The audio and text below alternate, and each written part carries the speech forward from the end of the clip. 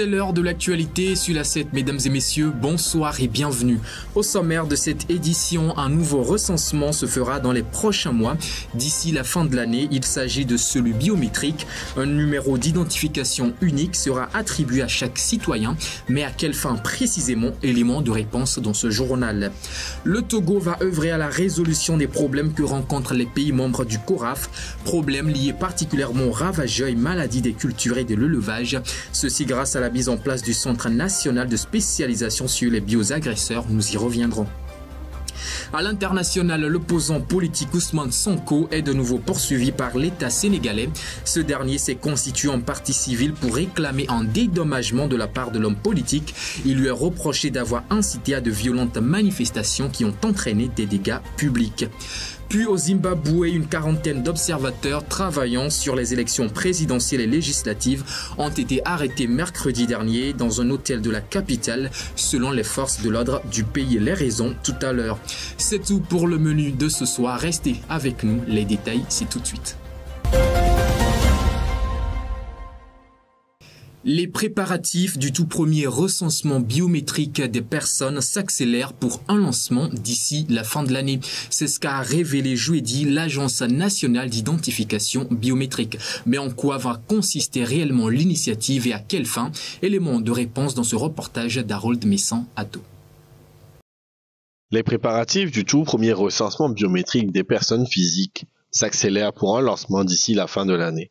C'est ce qu'a annoncé jeudi l'Agence nationale d'identification biométrique ANID. Conformément à l'avant-projet de loi qui a été adopté en Conseil des ministres en mars 2022, modifiant la loi de septembre 2020 relative à l'identification biométrique des personnes physiques au Togo, le projet va d'abord collecter les données biométriques telles que les empreintes digitales, l'iris et la photographie de chaque personne résidant au Togo. Ces informations stockées dans une base de données centralisée peuvent être utilisées pour collecter des données démographiques précises sur la population et aider le gouvernement à mieux planifier et fournir des services aux citoyens. La biométrie permet d'identifier et d'identifier les personnes de manière fiable et rapide en fonction des caractéristiques biologiques uniques. Elle peut aider à vérifier l'identité des citoyens et à prévenir la fraude documentaire et le vol d'identité. Elle peut cependant aussi présenter des risques pour la confidentialité et la sécurité des données personnelles. Comme toutes les données, elles peuvent être volées ou divulguées par des pirates informatiques. Il est donc important que les autorités, les entreprises et les individus prennent des mesures pour protéger leurs données biométriques. Bonne nouvelle, 4 catégories d'associations civiles ont désormais la possibilité de se faire déclarer en ligne, possibilité rendue officielle depuis ce 24 août 2023.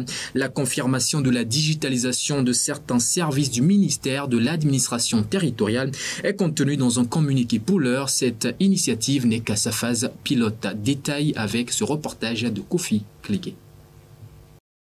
Les associations civiles peuvent désormais s'inscrire sur la liste des associations reconnues par l'État à travers le ministère de l'administration territoriale sans forcément se présenter au ministère. En effet, dans un communiqué gouvernemental rendu public le 24 août, le gouvernement annonce la digitalisation de 4 catégories d'associations au ministère de l'administration territoriale. Il s'agit des associations sportives, des sociétés coopératives, des syndicats et des associations étrangères. Désormais, les individus et les groupes souhaitant officialiser leur association dans ces 4 catégories peuvent le faire en ligne.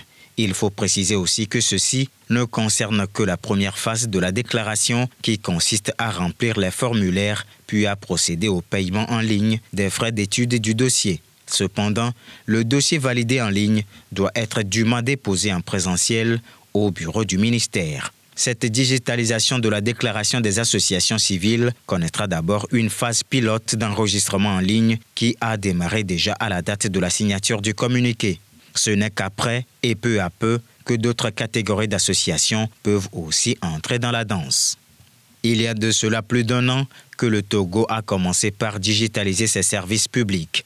La délivrance des passeports a ouvert le bal, la carte de séjour, le duplicata du certificat de nationalité et le casier judiciaire ont suivi.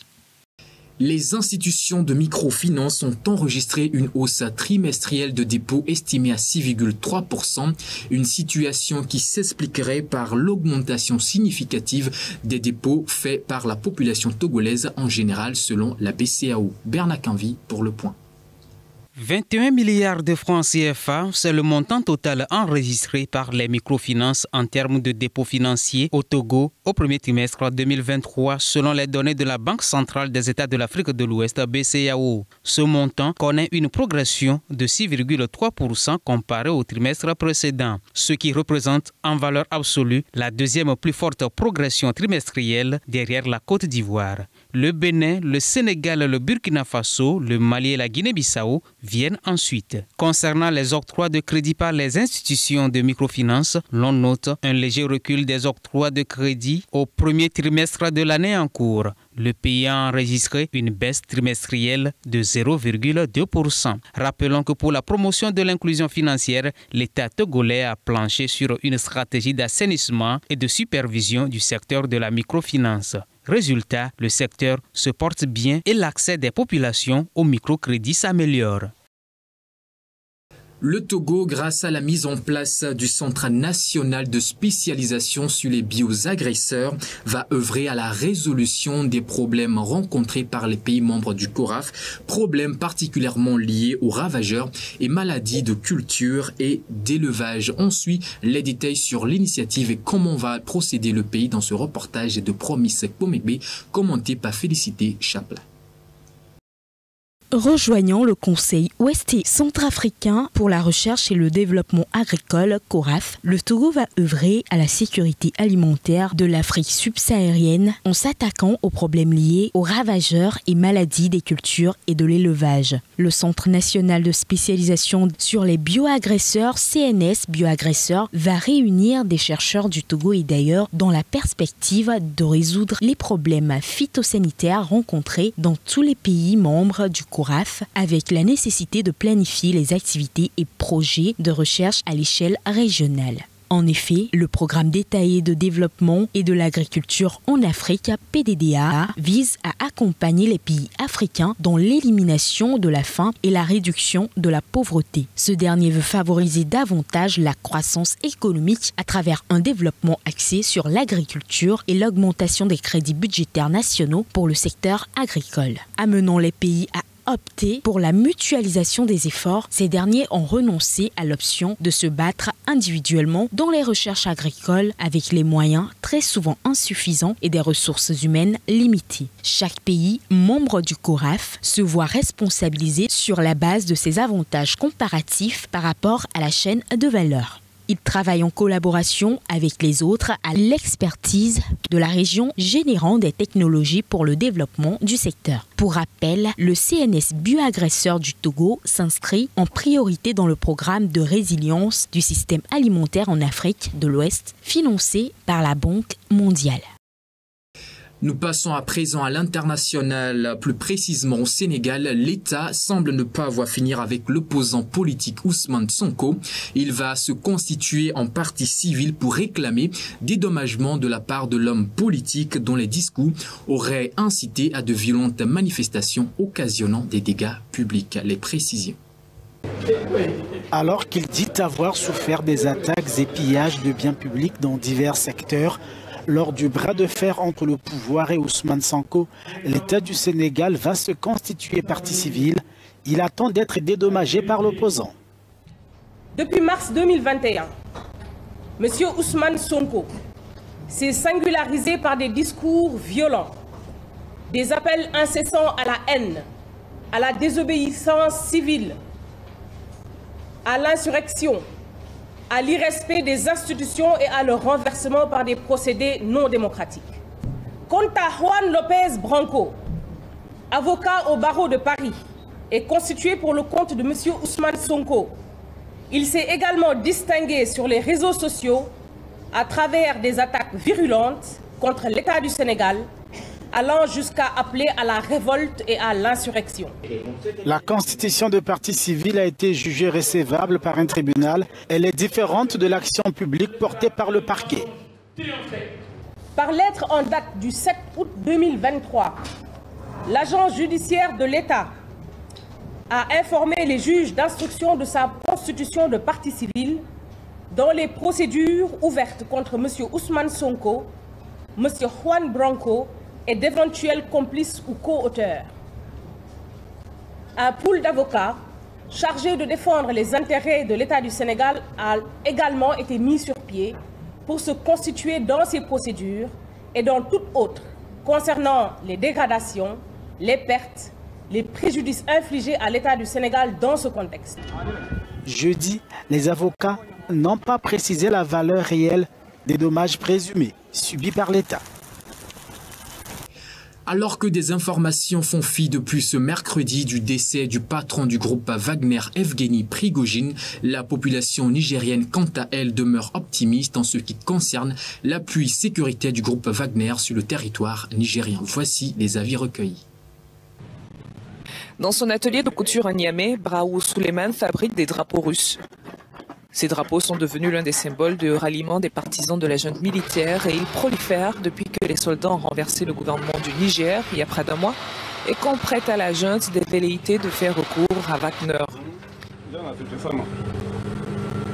Brahou espère que la mort de son chef Prigojine n'affectera pas les liens naissants de son pays avec la Russie. Nous prions pour qu'Allah renforce les relations avec Wagner afin de poursuivre l'accord.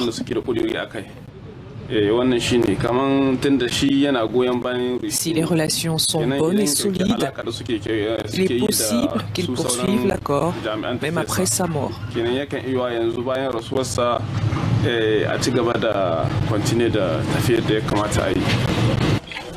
Prigojine a été déclaré mort après un accident d'avion mercredi. Oui, je pense que au Niger ici, on souhaite que les Russes Wagner vont venir ici. Mais comme vous avez demandé que les chefs morts, s'ils sont venus, ça va causer problème ou pas? Non, Inch'Allah, il n'y a aucun problème. Ils peuvent arriver. Il n'y a aucun problème qui va arriver. Nous-mêmes, on souhaite qu'il sera là. Les hommes de Wagner sont déjà sur le terrain au Burkina Faso et au Mali, dans ces deux pays. Leur déploiement est intervenu après l'expulsion des forces françaises. Au Zimbabwe, comme l'ont annoncé plusieurs observateurs du pays, les élections ne se sont pas déroulées sans incident majeur. Après que les élections aient été prolongées jusque dans la soirée de ce jeudi, une quarantaine d'observateurs ont également été arrêtés mercredi dernier. Les motifs de cette arrestation dans le reportage qui suit. Une quarantaine d'observateurs zimbabwéens travaillant sur les élections présidentielles et législatives ont été arrêtés mercredi soir dans un hôtel de la capitale, selon les forces de l'ordre. Les observateurs se sont vus confisquer leurs ordinateurs et téléphones portables. Selon le porte-parole de la police, ces personnes coordonnaient la publication présumée des résultats des élections par certaines organisations civiques. Les personnes arrêtées appartenaient à deux grandes organisations pro-démocratiques, le Zimbabwe Election Support Network et l'Election Resource Center, qui ont notamment procédé à des décomptes de voix parallèles. Le porte-parole de la coalition des citoyens pour le changement, principal parti de l'opposition, dénonce un abus de pouvoir. Selon lui, le gouvernement en place cherche à empêcher les observateurs de surveiller et de diffuser la vérité sur les élections. Opposition et observateurs redoutent désormais de la fraude lors du décompte des bulletins. Les résultats doivent être publiés dans les 5 jours suivant le scrutin. Nous partons maintenant pour le Soudan où un événement très peu ordinaire a eu lieu ce jeudi. Le chef de l'armée soudanaise Abdel Fattah al-Burhan a été aperçu à l'extérieur du quartier général de l'armée soudanaise pour une première fois depuis le début des conflits le 15 avril dernier. Les images de cette sortie inédite ont été relayées par l'armée soudanaise, comme vous pourrez le voir dans le reportage qui suit. Le chef de l'armée soudanaise Abdel Fattah al-Burhan est apparu pour la première fois hors de son quartier général à Khartoum. Sur des vidéos diffusées par l'armée ce jeudi, le général s'adresse à ses troupes sur la base de l'armée de l'air de Wadi Sidna, au nord de la capitale, en pleine nuit. Nous combattons pour le Soudan, pas pour un individu ni pour un parti, déclare-t-il d'après les enregistrements. D'autres vidéos le montrent en plein jour, au milieu de civils dans la seconde ville du pays, Omdurman. Des habitants y ont signalé des combats. Les images montrant le chef de l'armée soudanaise n'ont pas pu être vérifiées de façon indépendante. Leur publication intervient au 5e jour de combats cruciaux entre l'armée et le groupe paramilitaire des FSR. Au Darfour, à l'ouest du pays, les FSR du général rival Mohamed Hamdan Daglo ont annoncé avoir été rejoints mercredi soir par des combattants appartenant au mouvement de l'actuel numéro 2 de l'armée. Le conflit au Soudan a causé la mort de milliers de personnes et déplacé plus de 4,6 millions de femmes, d'hommes et d'enfants en 4 mois. On en parlait tout à l'heure, le décès d'Evgeny Prigojine qui continue de susciter de vives réactions alors que beaucoup accusent Kremlin d'avoir puni l'homme d'affaires russe pour sa rébellion. En juin dernier, la Russie a démenti toute implication dans cet accident et promet une enquête pour élucider les réelles causes de ces faits. Sa prise de parole était attendue après l'annonce de la mort présumée du chef du groupe paramilitaire russe Wagner dans le crash d'un jet privé mercredi. Le président russe s'est exprimé jeudi. Vladimir Poutine a salué la contribution à l'offensive en Ukraine d'Evgeny Prigojine. Je connais Evgeny Prigojine depuis très longtemps, depuis le début des années 1990. C'était un homme au destin compliqué qui a commis de graves erreurs dans la vie, mais qui a obtenu les bons résultats à la fois pour lui-même et lorsque je le lui demandais pour la cause commune, comme ces derniers mois. Selon le président russe, Prigojine était rentré d'Afrique le jour du crash mercredi. Poutine a promis l'ouverture d'une enquête sur les circonstances du crash.